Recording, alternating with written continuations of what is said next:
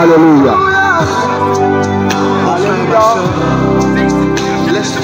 Alléluia. Gloire à Jésus. Gloire à Jésus. Mets Dieu au premier plan.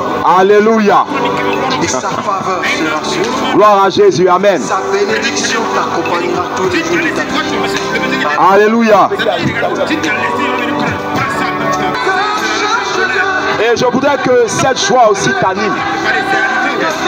Et je suis sûr que cette joie qui m'anime va te contaminer.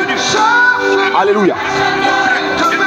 Je prie maintenant que la joie qui m'habite, que la joie qui m'anime, maintenant te remplisse. Si actuellement tu es triste, si ton cœur est brisé, maintenant où je parle, je prie Dieu que la joie qui m'anime te contamine et que la tristesse qui est dans ton cœur quitte maintenant ton cœur. Et qu'à la place de cette tristesse, la joie que donne Jésus maintenant t'habite. Que cette joie te contamine. À l'instant où je parle, si tu es triste maintenant, que la joie remplace la tristesse dans ton cœur. Je ne connais pas le problème que tu as, mais je prie maintenant que Dieu remplisse ton cœur de joie, de bonheur en ce moment précis.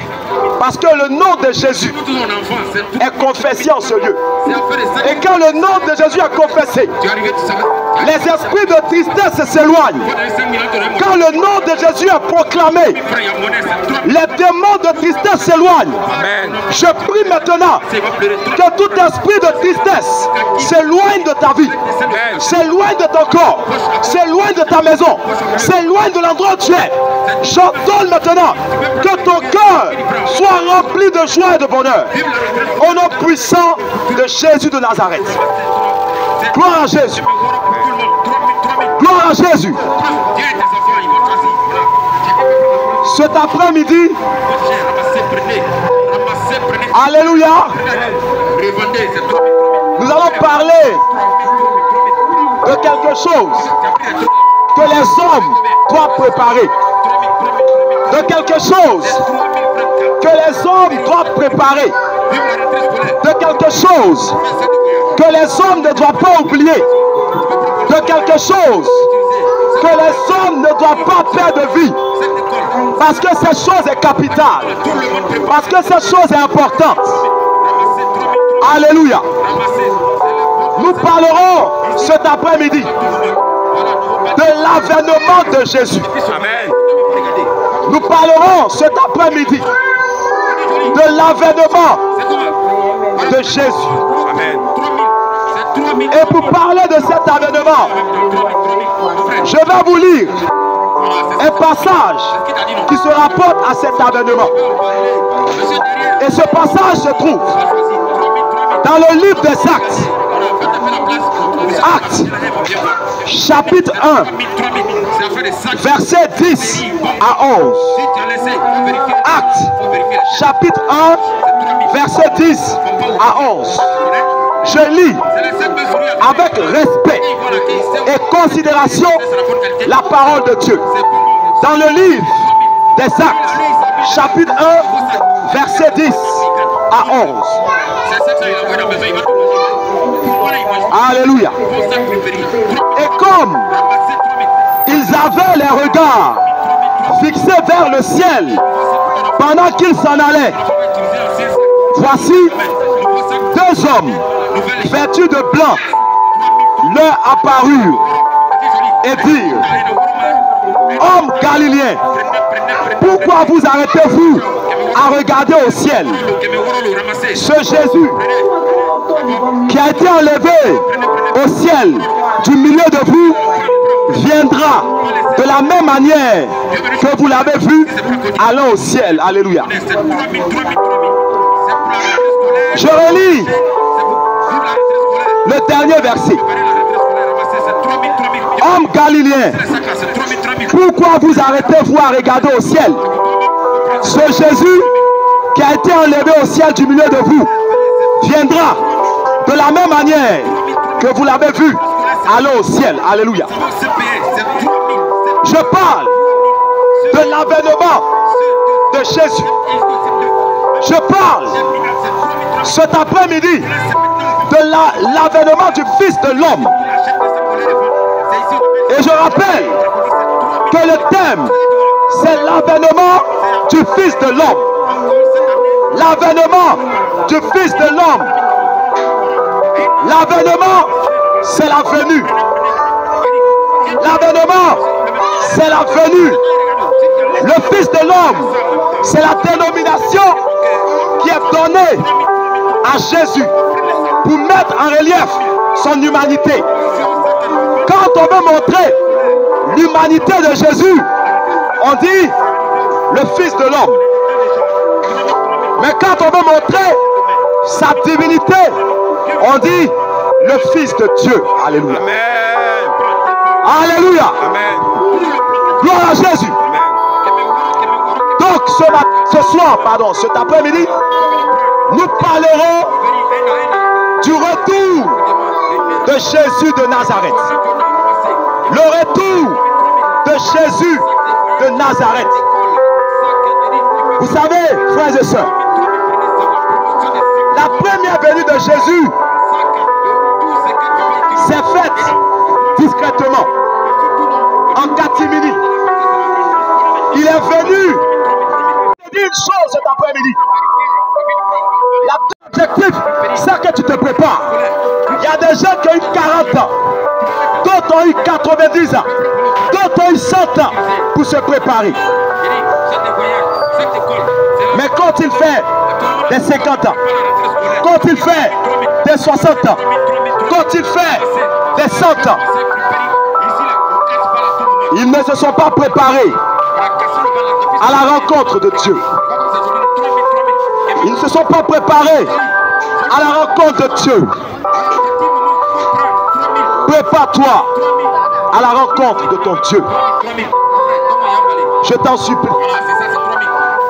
Tu as eu le temps et tu as encore le temps pour te préparer à la rencontre de ton Dieu. Tu sais, le retour de Jésus est certain. Son avènement est certain. Sa seconde venue est certaine. Elle est sûre. Alors prépare-toi à cela. Parce que depuis des années, on te prêche la bonne nouvelle de Jésus-Christ. Pour que tu sois sauvé. Cela t'est annoncé par des pasteurs, par des enseignants, par des évangélistes, par des docteurs, par des apôtres. Et si ça ne suffisait pas, Dieu t'enverra encore des hommes de Dieu, des évangélistes, des pasteurs, des prophètes, des docteurs, des apôtres, afin que tu sois prêt. Et actuellement encore tu reçois cette bonne nouvelle. Tu entends cette parole de Dieu. Elle t'est donnée pour que tu te prépares à la rencontre de ton Dieu. Vous savez, il y a de cela plus de 5 ans. Plus de 5 ans. J'étais assis dans un kiosque à Jesco. Ceux qui connaissent bien le quartier Jesco à Yopougon. J'étais assis dans un kiosque. Et le kiosque en question était situé non loin d'un supermarché bon prix. Ceux qui connaissent bien Jesco verront de quoi je parle. Mais aujourd'hui le supermarché n'existe plus. Amen. Juste à côté il y a une station. Non loin de Baptime. Et donc j'étais assis dans ce kiosque. Et étant assis dans ce kiosque, J'écoutais la conversation de la tenancière du kiosque et d'un client. La tenancière du kiosque disait à ce client: le kiosque où nous sommes sera cassé. Le supermarché sera cassé. Parce que on doit construire une autoroute là qui va arriver à Dabou. Et le client disait: c'est faux. La jeune fille qui venait dans le kiosque lui disait: c'est vrai. Le kiosque sera cassé. Ça s'est passé avant 2019. Et le client disait: c'est faux. Ils ne vont pas casser le kiosque. La fille dit: ils vont casser. Ils ne vont pas casser. Ils vont casser. Ils ne vont pas casser. Avant 2019. Et mon frère, en 2023, le kiosque a été cassé. Le supermarché Bon Prix a été cassé. Et les constructions de l'autoroute qui doit mener à Dabou a commencé.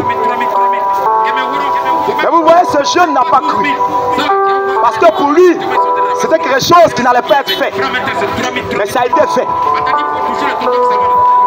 La jeune fille l'avait prévenu, mais il ne croyait pas. Vous savez, c'est en fait ce qui se passe. On t'annonce l'évangile. On t'annonce le retour de Jésus. Et tu dis non, c'est faux. Ça ne va pas arriver. Oh, c'est des illusions. Ça ne va pas arriver. C'est faux. Mais je vais te dire, mon frère, l'avènement de Jésus est certain. Et ce que je dis me fait penser encore à une histoire que j'ai lue sur Facebook. Une histoire qui a été montée, alléluia, par quelqu'un. Mais ça a attiré mon attention. Alors, je te fais part de cette histoire. L'histoire disait comme ça que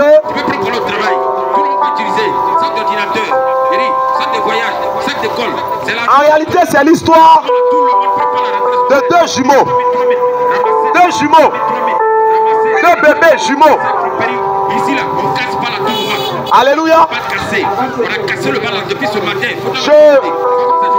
J'emploie ce pléonasme. C'est faux. Ce que tu dis là, c'est des mensonges. Notre existence va s'arrêter à l'accouchement.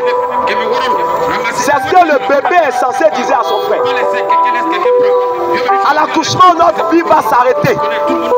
Et l'autre bébé, le sage, il disait non. On dit que quand on va sortir du ventre de maman là, maman va nous prendre. Maman va nous serrer dans ses bras. Et on va voir un monde extérieur. Mais l'autre disait, l'autre bébé disait c'est faux, tu mens. Notre existence va s'arrêter à la naissance, à l'accouchement. Et puis mon frère, le 9e mois, le mois de l'accouchement est arrivé. Le 9e mois est arrivé. Et les deux bébés ont été accouchés. Alors le bébé incrédule et étonné. Il dit: ah, donc tu avais raison mon frère. Donc ce que tu disais mon frère était vrai. Tu ne me mentais pas. Mais le bébé sage, lui n'était pas surpris. Parce qu'il avait cru en cela. C'est la même chose mon frère. Ma soeur, c'est la même chose. Regarde, à ta mort, si tu n'as pas cru en ce que nous avons prêché, à la bonne nouvelle de Jésus-Christ, tu seras étonné, surpris, comme ce bébé incrédule. Tu vas dire donc c'était vrai. Jésus qu'il prêchait, c'était vrai. Et tu auras tes yeux pour pleurer. Mais ce sera trop tard. Mais pour ne pas que ça arrive, crois maintenant à la bonne nouvelle qui t'est annoncée. Crois maintenant à la bonne nouvelle qui t'est annoncée. À la bonne nouvelle que nous te prêchons. À savoir que Dieu a tant aimé le monde qu'il a donné son Fils unique, afin que quiconque croit en lui ne périsse point, mais qu'il ait la vie éternelle. Parce que Jésus revient. Jésus revient bientôt. Il revient bientôt. Mais vous savez, quand on dit aux gens que Jésus revient bientôt, il y a des gens qui se moquent. Il y a des païens qui se moquent. Ils ne croient pas. Et ils se moquent. Un jour, j'ai entendu quelqu'un dire à propos du mot bientôt. Parce que quelqu'un lui avait dit, je serai de retour bientôt. Alors il a osé dire ceci. J'espère que ce n'est pas bientôt de Jésus. Quel blasphème. Il a dit à son ami, j'espère que ton bientôt là, ce n'est pas bientôt de Jésus. Quel blasphème. Tu sais mon frère, avec Dieu, 1000 jours sont comme un jour. Avec Dieu, 1000 ans sont comme un an. Parce que le langage de Dieu n'est pas le langage des hommes. Le langage de Dieu est différent du langage des hommes.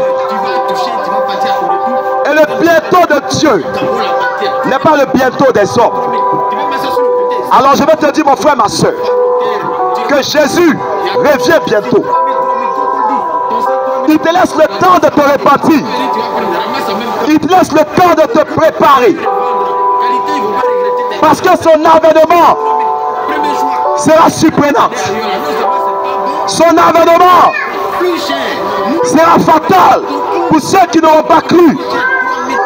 Jésus dit, en parlant de Sodome et Gomorrhe, en parlant de Lot, il dit ceci. Il dit ceci.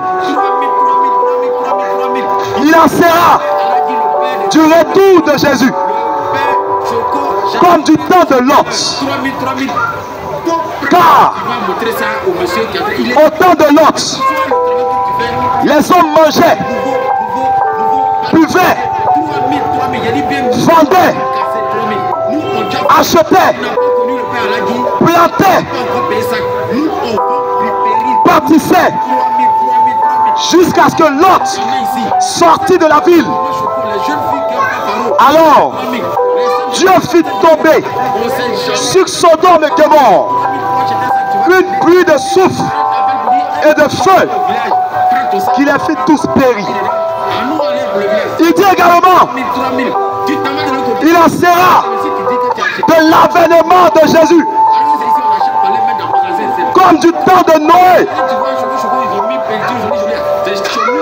Car au temps de Noé, les hommes mangeaient, les hommes buvaient, les hommes se mariaient, les hommes mariaient les enfants, jusqu'à ce que Noé et sa famille entrèrent dans l'arche. Alors Dieu fit tomber un déluge qui les fit tous périr. Alléluia. Amen. Mon frère, ma soeur, que le manger et le boire ne te fassent pas oublier le retour de Jésus. Que le manger et le boire ne te fassent pas oublier qu'un jour tu mourras. Qu'un jour tu comparaîtras devant le trône de Dieu. Que l'activité que tu exerces, que l'argent que tu gagnes ne te fasse pas oublier qu'un jour tu comparaîtras devant le trône de Dieu. Qu'un jour tu rendras compte à Dieu. Alors prépare-toi maintenant à la rencontre de ton Dieu. Marche sur les commandements de Dieu.